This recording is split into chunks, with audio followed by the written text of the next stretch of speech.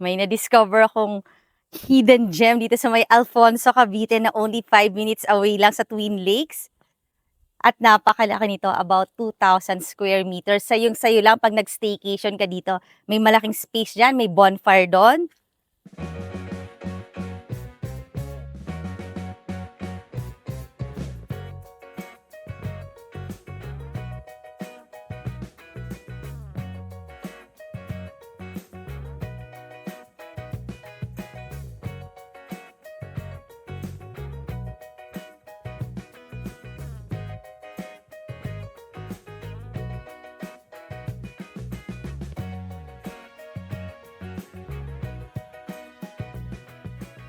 Imagine, ma-experience mo tong ganitong kagandang private cabin na punong-puno ng mga halaman, ng mga bulaklak, at marami siyang mga gazebo para pwede kang mag-relax, mag-coffee, kasama ang iyong family, loved ones.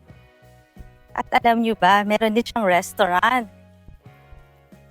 Pag nag-check-in ka sa cabin, pwede kang kumain dito sa restaurant na napakalaki. Pero ikaw lang yung nandito kasi nga since private cabin ito. Ang ganda nung kanilang restaurant.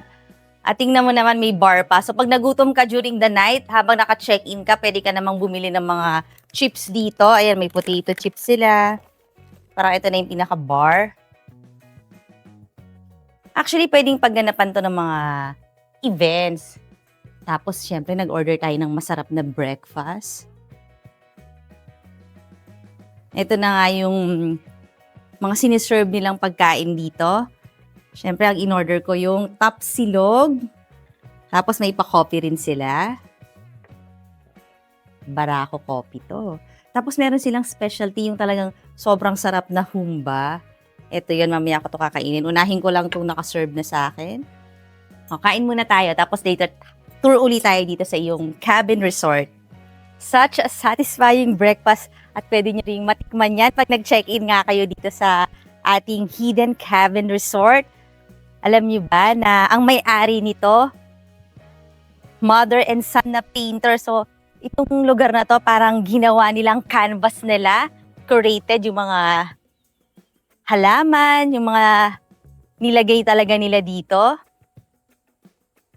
Lahat yan may mga pocket gardens. At eto na yung ating cabin. Meron pa siyang gate. Look.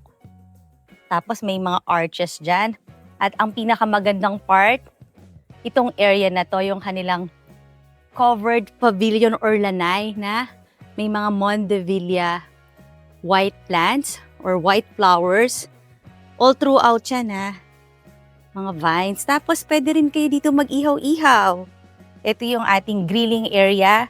And you still have gardens here, ah. Tapos, pwede rin kayo ditong kumain, magmerienda, kasama ang family kasi kayang mag-accommodate ng cabin ng hanggang 4 packs. So, isama nyo na yung inyong mga anak.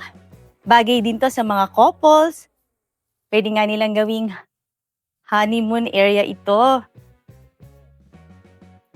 And this is our rustic designer cabin na merong dalawang queen size bed. At alam nyo ba talagang napaka-komportable ng kama na to. Kaya nung natulog ako, ang sarap ng tulog ko. Pagising ko, refresh. Tapos nakapanood pa ako ng Netflix, yung aking mga series na sinusubaybayan kasi meron tayo ditong wifi. Fully air-conditioned cabin ha.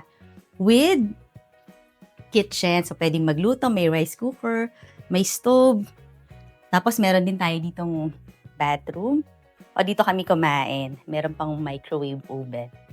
Actually, malaki pa nga itong ating resort.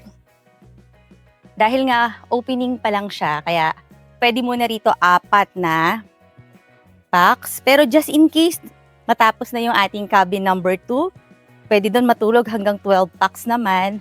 So, pwede na talaga yung mga team building, yung mga reunion, family gathering, birthdays. Kasi meron naman talagang space to celebrate your special day. Ayan, another area kung saan pwede rin kayo magkwentuhan, maglaro ng mga board games, kumain.